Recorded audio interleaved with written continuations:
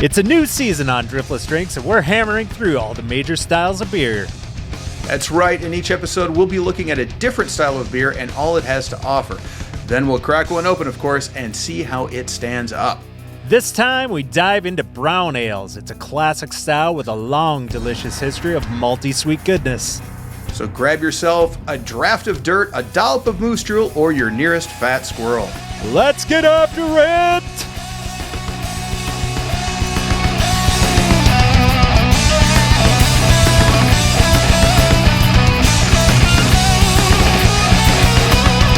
Welcome to Driftless Drinks. My name is Mark. My name is John. This season on Driftless Drinks, we are going through all of the different major styles of beer, and we are starting with brown ales. Oh, yeah. Yeah, so today we have, and we are introducing Samuel Smith's Nut Brown Ale, classic in the style, and really looking forward to trying this one with you, John. Oh, yeah, and this is one of my all-time favorite beers, hands down. And I've loved this thing for years. It's a go-to, and there's nothing that I don't like about it. So as we go along through the episode, I think we're going to, John, you've got a big piece of history we're going to get into later and some other examples of the brown ale style. But I think, do we just want to go around the bottle on this real quick and get into it? Oh, yeah, absolutely. Yeah. Okay. Cue the read the packaging music. Cueing the read the packaging music now. I get sidetracked so easy. Okay, so let's take a look at the bottle here real quick. This is Samuel Smith's Nut Brown Ale, brewed at the Old Brewery Tadcaster, established 1758. It says product of England, Yorkshire's oldest brewery. This is a 1 pint, 2.7 fluid ounce bottle, which equates to 550 milliliters. And, imported by Merchant Duvin in Seattle. On the back, Samuel Smith's Nut Brown Ale, brewed at Samuel Smith's small traditional British brewery with well water. The original well sunk in 1758 is still in use. Best barley malt, yeast, and aromatic British hops. Nut Brown Ale is relatively dry with a rich reddish brown color and inviting nutty flavor derived exclusively from a generous amount of roasted barley. And then in quotes, Samuel Smith has the richest, maltiest, and nuttiest of the brown ales, and that is Michael Jackson. Not the guy, but the dude that writes about spirits and beer. That Michael Jackson. So there's a different one. There's one that dances and moonwalks, and then there's another guy that is cool and drinks beer. It says fermented in Yorkshire squares, which I believe that's their tanks, right? Yes, that is. Yeah, okay. I read something about that. Maybe we can get into that later, too. And then there's a picture of some Samuel Smith horses on the back. Samuel Smith's Shire horses are used for local deliveries 5 days a week. Okay, so if you're in Tadcaster in the UK, you can get your beer delivered by horse. Sign me up. Let's go. Oh, yeah. I didn't leave you enough space for that joke. That's all right. Sorry. Okay. Well, we didn't know it was going to happen. It just, these things. It's a lot of improv here. Yeah. So humoritus vomitus. What's that? Go ahead. Humoritus vomitus. Yeah, we're funny as shit. So funny that it makes us puke. This is 5% alcohol by volume, and that's about it for the bottle read. There's some Surgeon General's warnings as per usual and a barcode at the bottom. John, would you like to open this beer with me? I would. Yes. Just before that, the website actually mentions only a couple of other things. One of the things it talks about is that hard well water is drawn from 85 feet underground. So they're getting it from a really low reservoir. Yeah. And using the stone Yorkshire squares, they're able to create a relatively dry ale with a rich nutty color and palate of beech nuts, almonds, and walnuts. What's really interesting is they're mentioning all these nuts, and Nut Brown Ale refers to the color of ales, not to nuts, unless you happen to be from Rogue Brewery, in which case they make it with hazelnuts, and there's no shame there. So, fantastic. I am ready. John has the opener in his right hand. He's going for the bottle with his left. All right. I'm going right through the foil. You don't. This isn't the kind of foil you pull off. No, I think that you could just tear right through this. Oh, yeah. Are we? Right? Yep. Oh, we didn't even give it a count. No count needed. I think we were both headed in the right direction there at the same time. All right, I'm pouring. Oh, I'm gonna give it a little hard pour. A loud pour, John. Yep. I can hear your pour over here. Wow, look at this. Ooh. She is a beaut, Clark. Yep. Oh my. I'm letting that head has just popped up. So one of the things that I've learned recently is that the harder you pour a beer, the smoother it can taste. I find that really interesting. I do too. Probably because you're knocking the shit out of the carbonation. That is correct. Okay, I'm holding this thing up to the light. If ever the term rich amber Oh yeah. it could be used, it is for this when you're holding it up next to a light. This thing is amazingly clear and beautifully deep red. Yep. Oh, if you flash a light behind it, it turns kind of ambery.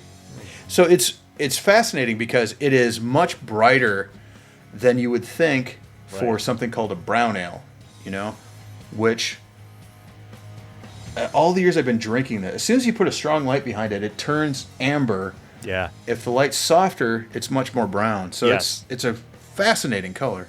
It certainly is, and it does. It's a little bit of a color changer that way. It's like a good DuPont paint job. It's two different colors, depending on which way the sun's aiming at it. Mine poured out with a beautiful inch head on it, which is now starting to dissipate, leaving just a touch of lacing around the edges. How are you doing? Mine's got this beautiful pillowiness that, it's falling in different places, and so I've got this ring of pillowy foam. Yeah, and that is so beautiful. The one other thing to note is that there is carbonation. There are many fine bubbles, but there are also some larger bubbles coming up through as well, which is mesmerizing. All right. So let's shove a nose into this guy here. Hallelujah. Oh. That is joy coming out of that. Yeah. All right, what are you getting? Rich malt. Mm-hmm. It is super malt forward, and I am not at all opposed to that. Very little in the way of anything that would maybe trigger your brain to think hops. Also, not a lot of sweetness on the nose either. So, it's straight malt forward to me. What do you got? See, I got a mixture of that and brown sugar. I got a little bit of So I get so I'm an old Cajun boy. So I get a little bit of the praline coming out of that. So that's where it's that kind of that baked sweetness is what I'm getting. So it's a toasty flavor. Yeah, I was gonna say even maybe a little bit of a cookiness to it. Yep, I was gonna say kind of a biscuity kind of thing. Boom, nailed it. A dark one though, not like one of those light ones. Right. That is just joyful. Oh, yep. I can't maybe say, a hint I can't of caramel, say enough about but this. To me, it's still there. It's very malt forward without being super sweet. Yeah, I'm right there with you. All right, do you have your thermometer so we can see where we're at? Let's take a temperature. Right. Now you're gonna have to do this solo, for I have a broken thermometer, and the new one won't come until tomorrow.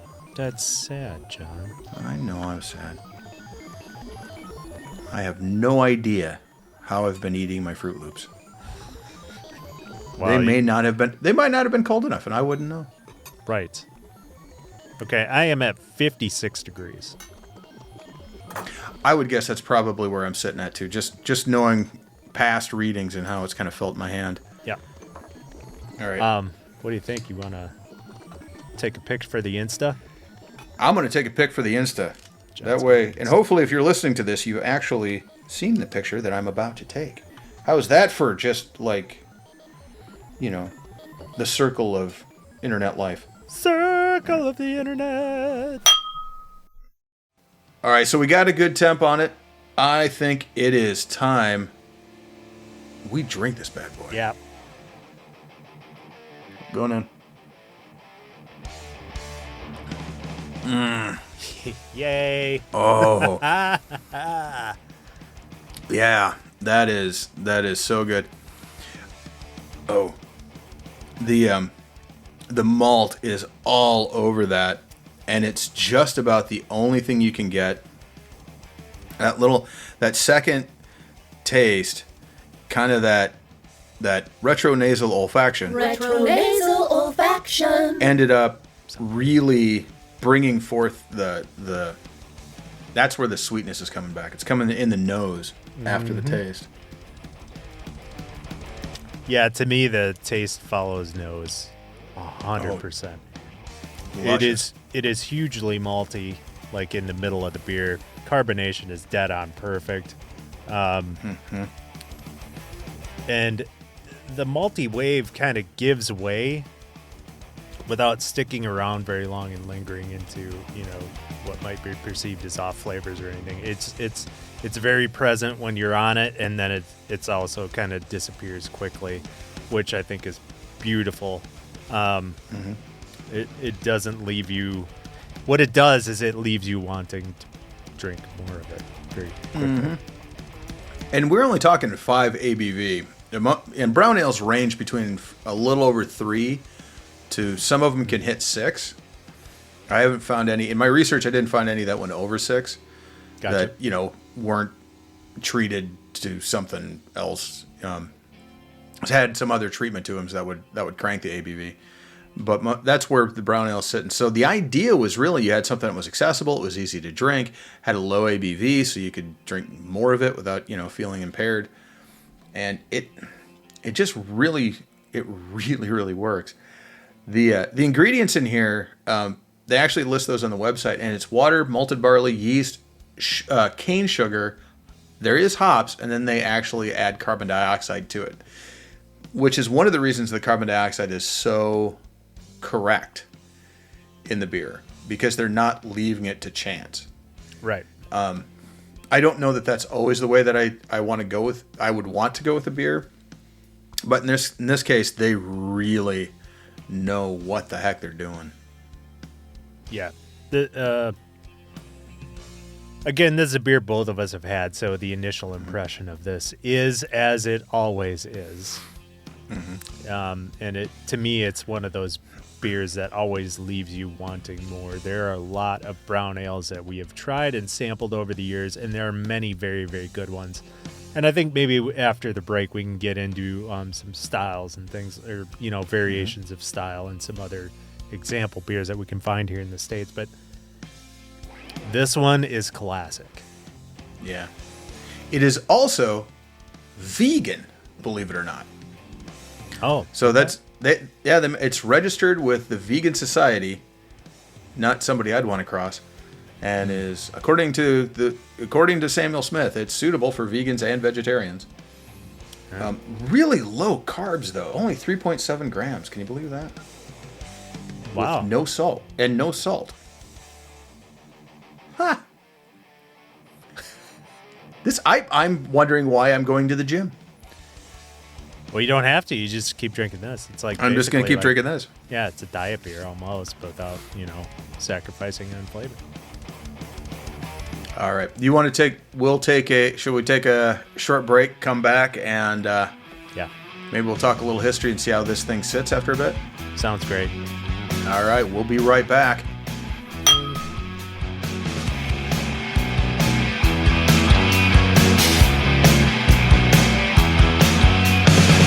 Welcome back. Let's take a little look at the history. You up for this, Mark? Yeah, I'm just going to top my glass off here because the extra 2.7 ounces wouldn't quite fit into my pint glass. Oh, that's so nice to just have that little extra that you can just boost it up. I like that. Yeah, exactly. Like, it's like, hey, do you want a pint of beer? How about 19 ounces? Like, okay. There you go. Yeah. Or, excuse me, 18.7 ounces. Good enough. I'm right there with them. Because then you can, snarf a little off top and you put it right back in. So brown ales have a rich brewing history. Countries like Germany, Belgium, the United States, England all have a history that goes back centuries of brewing this stuff. They go by a bunch of different names they have over the years. There's Oud Bruins, there's Abbey Bruins, there's Robust Porters, English Milds, India Brown Ales, and then there's American Browns, which are amazing.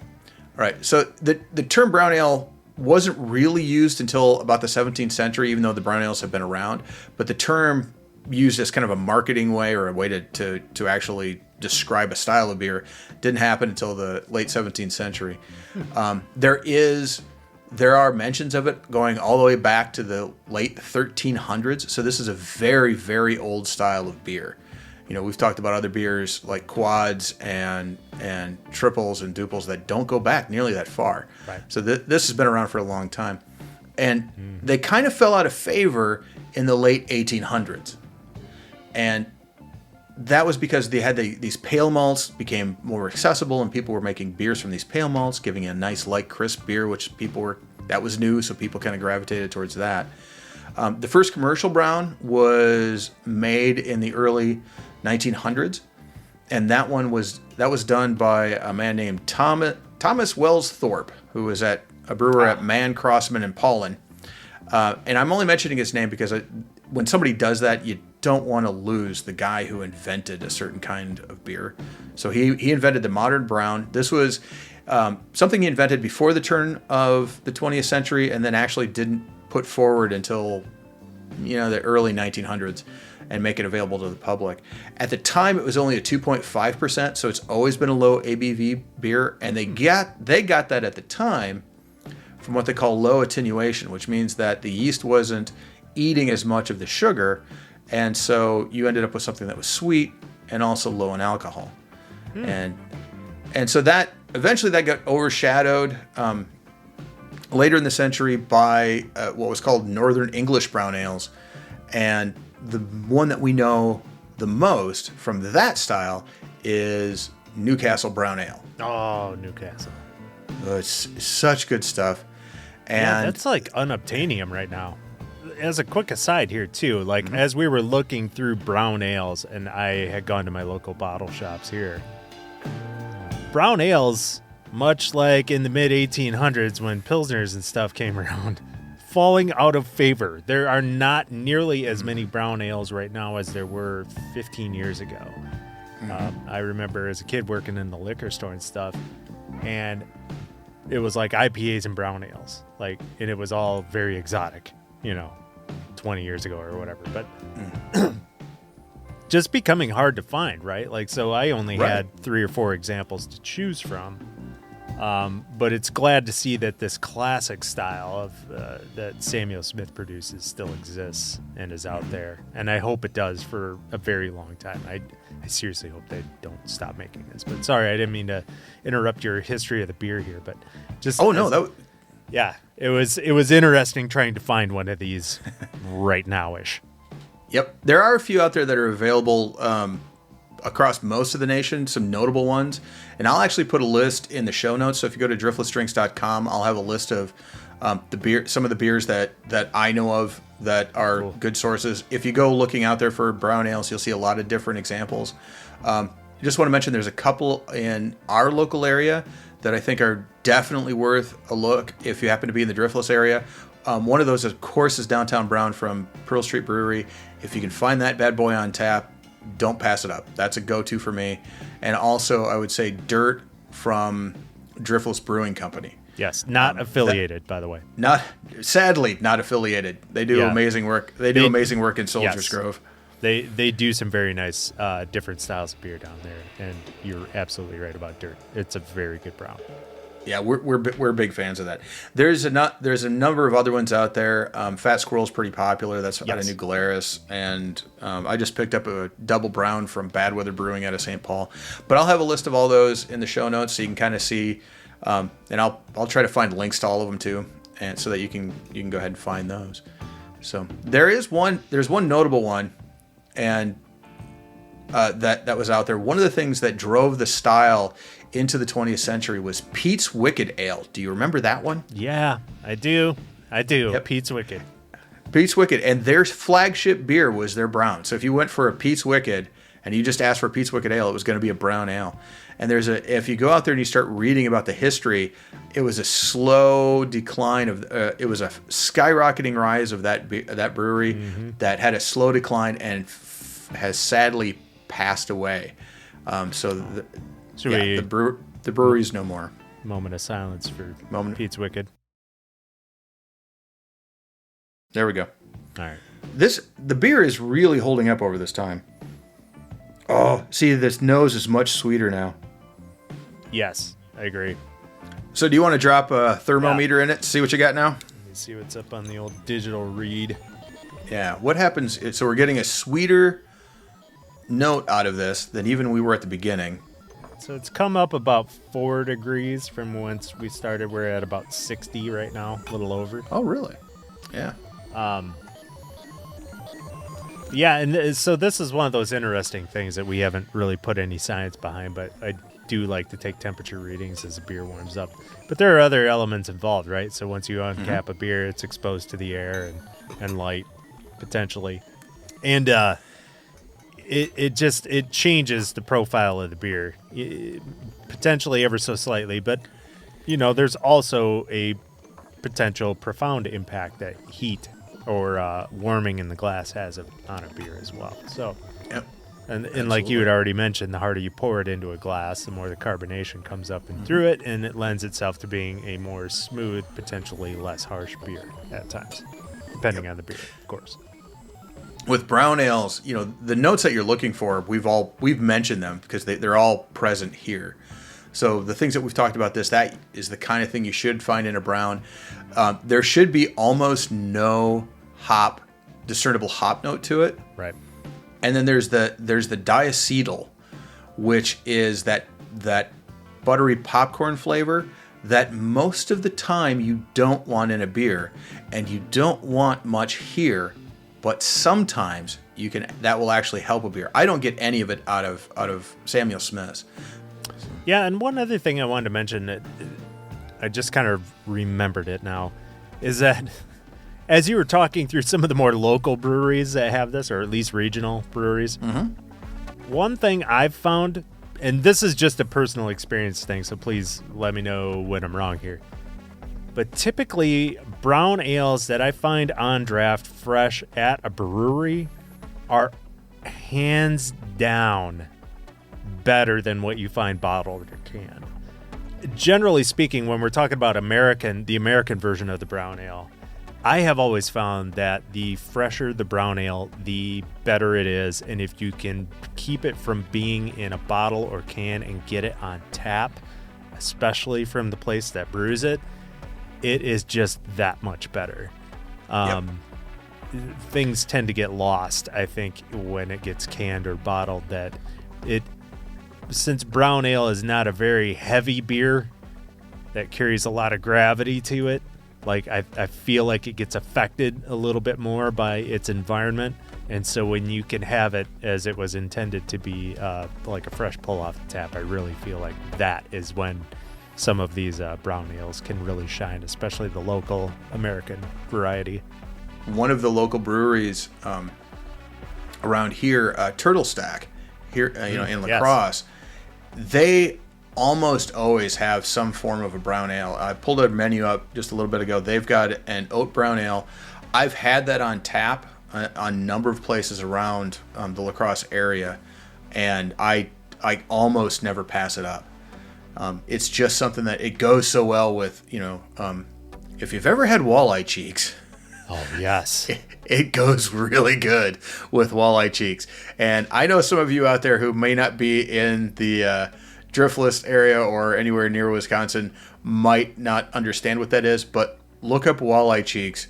They are one of the most brilliant, amazing, deep-fried treats you can ever have. They're outstanding. And the brown ale went really well with that, especially turtle stacks. I've had the two. Oh, yeah. It's almost the perfect like dinner beer because it sort of goes with almost anything. You know what I mean? Like it doesn't really have to be paired with anything. It's like if you want a beer with dinner that isn't like Miller Lite, a brown ale on 80% of the things that you can eat will go right with it. It's pretty amazing how it pairs with a lot of different foods, actually. Oh, exactly. So, that brings up one of the things I found was Ray Daniels, the guy who runs the Cicerone. Not Ray Davies from the Kinks? I'll see you at the pub later. Not Ray Davies. I was going to, that came this close to messing up that name. But no, Ray Daniels, who runs the Cicerone certification program. Cicerones are like the beer equivalent of a sommelier. Almost. Cicerones are better.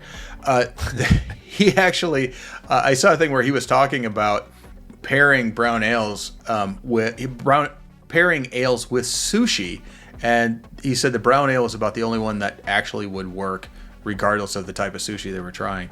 So he, the man who knows the most in my mind about beer tasting is really, is advocating brown ales and sushi. I've yet to try it. I've had brown ales and fish, of course, as I mentioned. I'm up for trying it with sushi. All right. Shall we take a break, come back, and give final rundown? Let's totally do that. Somebody clink some glasses.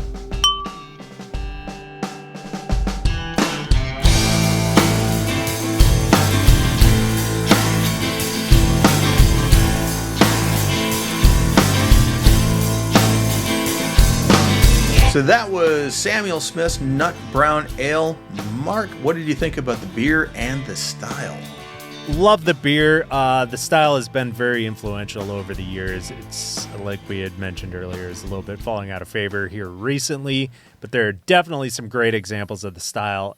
I really, really enjoyed this one. As it warms, it gets a little bit sweeter. Such a great beer, and such a classic style. Samuel Smith, come on. Can't go wrong here. No, I fully concur. The brown ales are the baseline of beer for me. They're the ones that hold the rest of them to task. Say, all right, this is what beer should be. Yeah. What can you do better?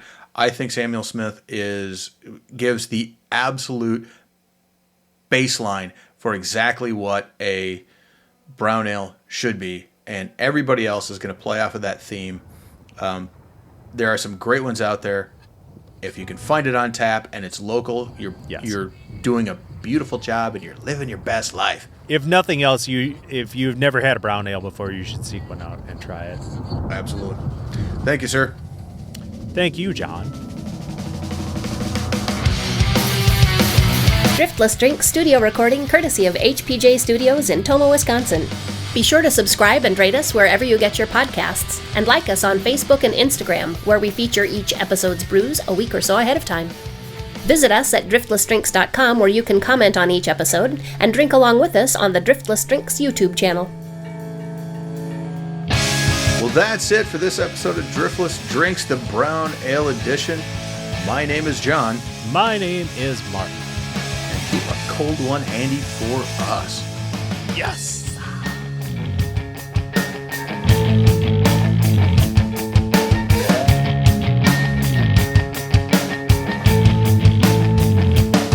One of the reasons that Samuel Smith's Nut Brown is so near and dear to my heart is because when I first started brewing beer, I only used extracts. At no point in any beer that I ever brewed for a good 5 years before I wised up did I ever add hops. Everything came straight from that can. And so everything had this smooth flavor without that bitterness, because rarely did I get any kind of malt extract that had hops added to it. Yeah, hops. It's like a sock hop, but different. Let's go to the hop. Let's go to let's go.